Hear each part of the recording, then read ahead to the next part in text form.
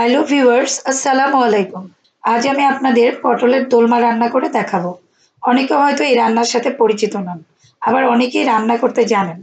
এখন এই গরমের সিজনে পটল তো অ্যাভেলেবল, আর আমরা পটল ভাজি, ভর্তা, ঝোল সব রকম রান্নাই তো করি। এটি আলাদা ধাঁচের একটি রান্না, খেতেও বেশ মজা। আবার গেস্ট বা মেহমানকে একটু অন্য টাইপের রান্না খাওয়াতে চাইলে এটা কিন্তু অতুলনীয়। তো আমি রান্নাটা শুরু করছি। এটা রান্নার জন্য মুরগি অথবা গরুর কিমা লাগবে, আর পটল তো লাগবেই। আজ আমি মুরগি নিয়েছি কিমার জন্য। মুরগির বুকের মাংস এবং কিছু সলিড মাংস নিয়ে সেটি ধুয়ে পানি ঝরিয়ে আমি ব্লেন্ডারে ব্লেন্ড করে নিচ্ছি।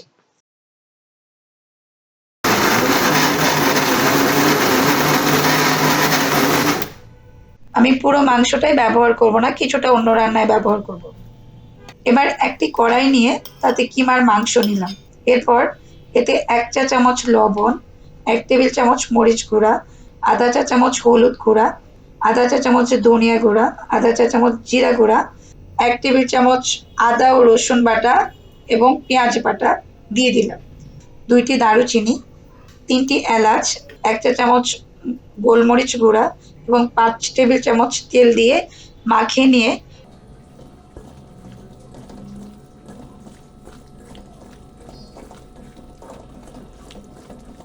এর মধ্যে ১ কাপের চেয়ে একটু বেশি পানি দিয়ে দিলাম।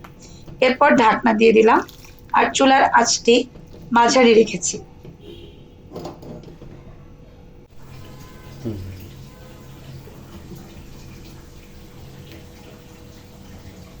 এরপর আমি ৭-৮ মিনিট পর ফিরে আসলাম। কিমার পানি শুকিয়ে মাংস থেকে তেল বেরিয়ে এসেছে।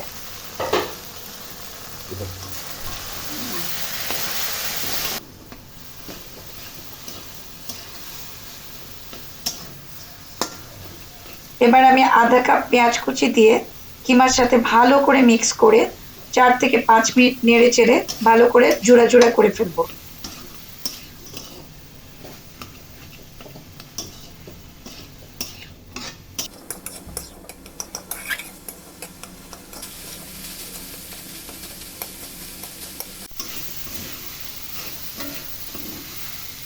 এবার নামিয়ে নিচ্ছি। হয়ে গেল আমার কিমা।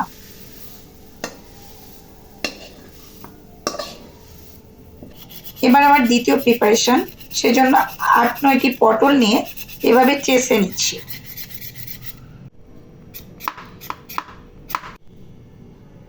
তারপর সেগুলোকে ধুয়ে নিব।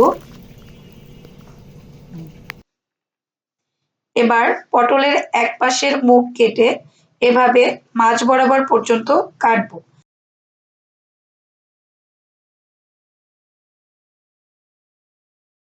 এরপর এর ভেতর থেকে এভাবে পটলের বিচিগুলো বের করে ফেলবো আলতো হাতে, যেন পটলটা পুরোটা দুভাগ না হয়ে যায়। এভাবে একে একে সবগুলো কেটে নিব। আজ আমি ৯টি পটল ব্যবহার করব।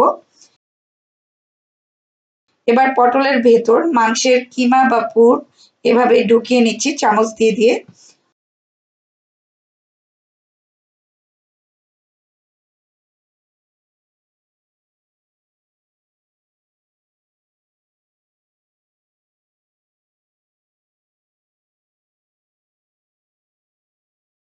সবগুলোতে পুর ভরা হলে পাতলা কাটিং এর পরিষ্কার সুতা নিয়ে এভাবে বেঁধে ফেলবো।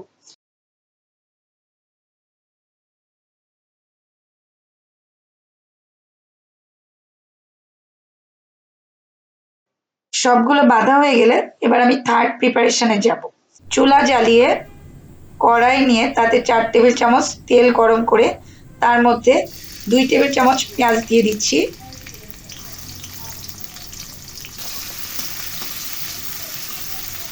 পেঁয়াজটা একটু গরম হলে একটি দারুচিনি, ২টি এলাচ, ৪-৫টি গোলমরিচ,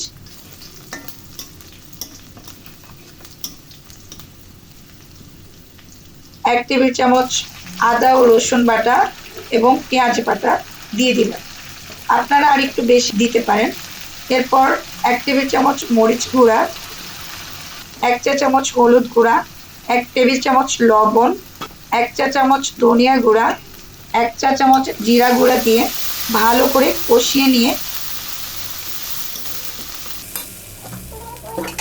আমি পটলগুলো ছেড়ে দিলাম।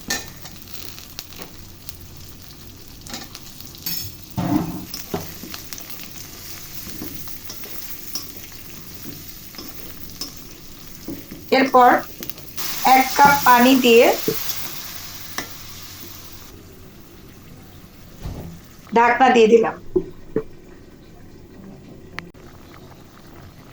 কিছুক্ষণ পরে ঢাকনা খুলে আরো 2 কাপ পানি আমি দিয়ে দিলাম।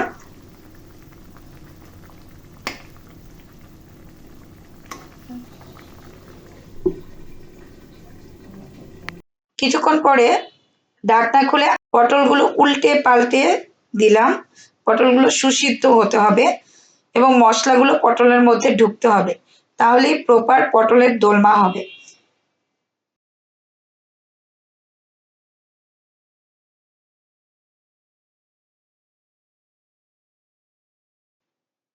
আমার পটলগুলো সুসিদ্ধ হয়েছে, আমার মনে হচ্ছে সবকিছুই ঠিক আছে। হয়ে গেল আমার পটলের মজাদার দোলমা।